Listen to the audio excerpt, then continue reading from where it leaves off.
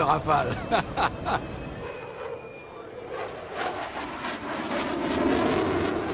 All the aircraft is well developed, you know, the Eurofighter is not here. That's the problem. Why it's not here? It's not a real aircraft, it's there.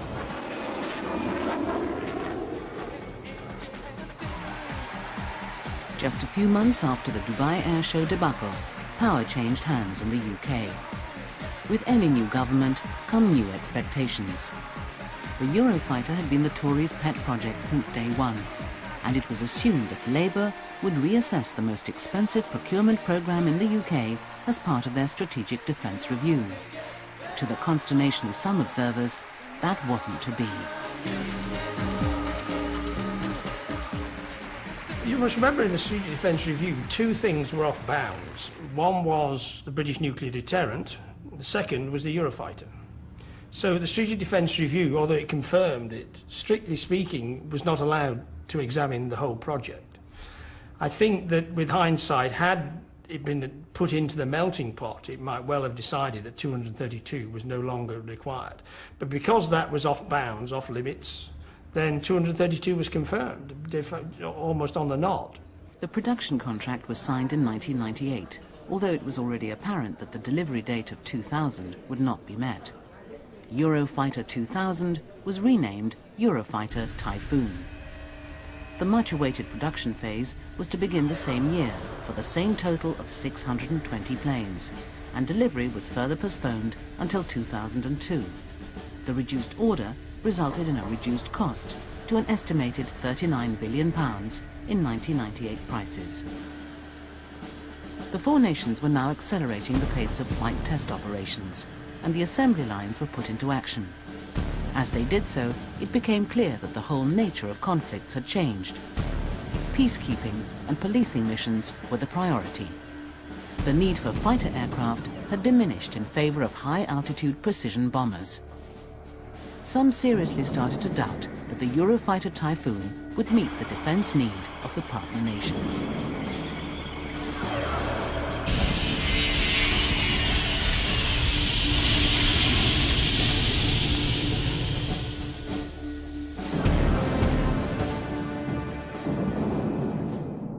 Technologically, I don't think it's advanced.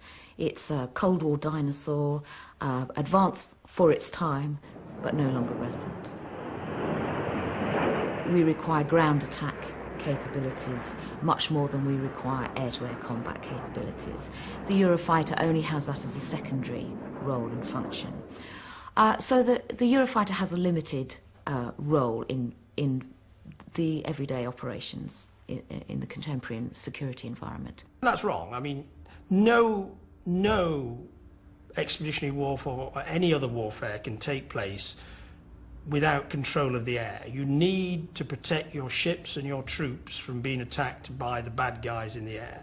You need a frontline aeroplane like Eurofighter to guarantee that air cover. The plane's biggest fans are the pilots. For them, Eurofighter Typhoon offers something unique. Not only is it multi-role, but it's also swing role, which means it can switch mission in the air at the flip of a button. Craig Penrice, as a British test pilot, has flown hundreds of hours on the Typhoon and spent weeks in the simulator. We're in what we call the active cockpit, which is a simulator that we use to explore a lot of the various missions of Eurofighter. Today I'm in an airplane that's got a simulated load of both air-to-air and air-to-surface weapons, which will allow us to look at the swing roll capabilities of the airplane. Make the last switch. The displays change automatically to give me the engine's information as we take off.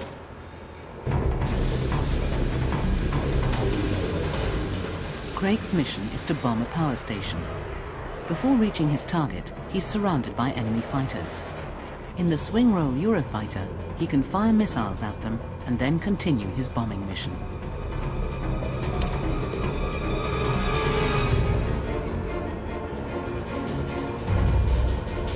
Commit the bomb to go.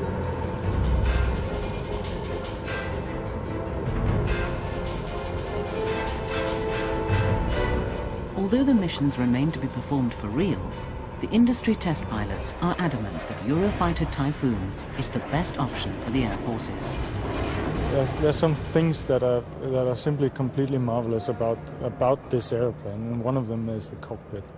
You know, the workplace of the pilot, and it is a cockpit made by pilots for pilots, and it just makes life so much easier, and will for the operational pilots. That everything is in the right place, the information is there when you need it. There's not too much of it or not too little of it, and I think that's gonna will be proven right when the guys get their hands on the machine. But when that would be was still the vital question on everybody's lips. Several delivery dates had been missed already, and by the end of 2002, although the RAF was putting on a brave face, they still didn't know when they would get their first aircraft. For the first flight of an airplane off the production line, pretty impressive stuff. At Farnborough, those of you who were At the annual Typhoon seminar at the RAF in Uxbridge, Air Commodore Chris Harper was assuring the audience that despite all the delays, Eurofighter Typhoon was still the aircraft of choice. But it is, ladies and gentlemen, tantalisingly close. And let me tell you that when PMA look at all of the officers' OJARs, the annual confidential reports as they used to be, those coming from the front line, it is numbered on one hand that you can find one which doesn't include Typhoon as the top option for our frontline guys to fly in the near future.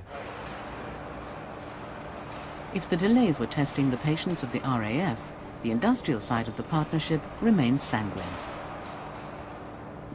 Eurofighter is a complex weapon system. We have agreed with the customer to deliver the weapon system only when it's mature. The fine-tuning of the weapon system requires some time. The most daring feature on Eurofighter is the ultra-sophisticated flight control software, which should remove 80% of the pilot's workload. But this system and other problems were still causing delays.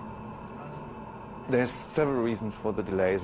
One reason is that parts have been produced that were improperly produced and needed to be redone. And another reason is that the program is still facing some technological problems. One of them, as far as I believe, being the flight control system still not fully capable of what it should do. And the flight control system is absolutely crucial because the aircraft is aerodynamically unstable and therefore needs a perfect software to make the aircraft flying.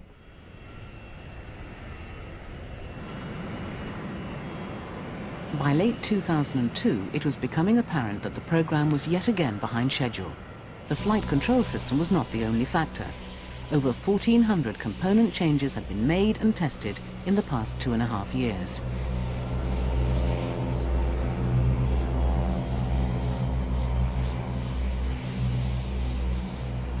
And during a routine test flight in Spain, Eurofighter Typhoon suffered another setback. In its 8-year history of test flights, the Eurofighter had acquired an exemplary flight safety record. But on the 21st of November 2002, the Spanish prototype DA6 took off and never returned.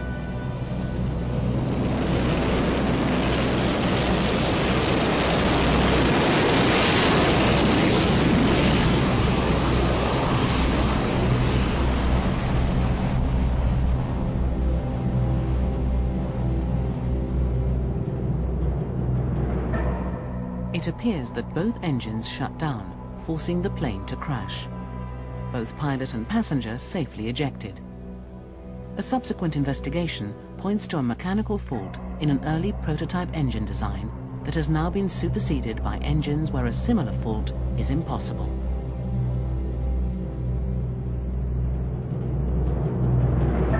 Soon after the crash, the 4 governments announced they would delay delivery of the aircraft until June 2003.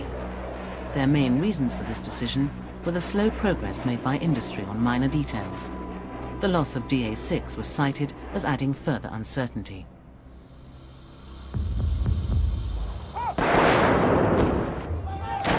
Furthermore, as the Second Gulf War demonstrated, In a long-range missile and bombers war, fighter planes like the Eurofighter are unnecessary if the enemy has no viable air force, and the first phase of Eurofighter production is mainly for air-to-air combat.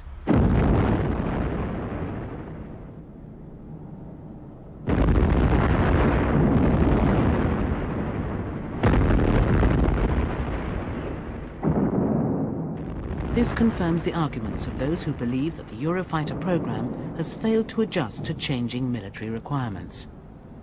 One such critic is Sue Willett. From a strategic point of view, I think it has been a major failure because it shows the inertia and inability of both the Ministry of Defence or industry to be able to adapt rapidly to a changing strategic environment, and that what we've ended up with is an old dinosaur, and a very expensive one at that. Eurofighter is not a white elephant. It's a creation of the Cold War, yes, but it's evolved. It was originally very much an air defence fighter with a very secondary air-to-ground and reconnaissance capability. It's developed that air-to-ground capability such that it's far better than it's set out to be, and its reconnaissance capability is far better than it's set out to be. So like every thoroughbred, it's evolved to meet the changing generations. So it's pure Darwinism at work. It's evolved, it's not stood still, and I don't think it's right to compare this to the aeroplane that was conceived in 1985.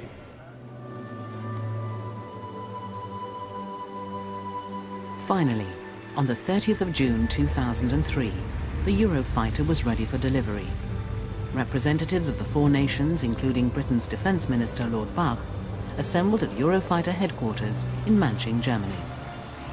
It had taken 6 more months of adjustments and negotiations for the plane to be judged to have met the standards required by the 4 customer air forces, a process known as type acceptance. Years of trials still lie ahead, and the plane is now being adapted for a ground offence role.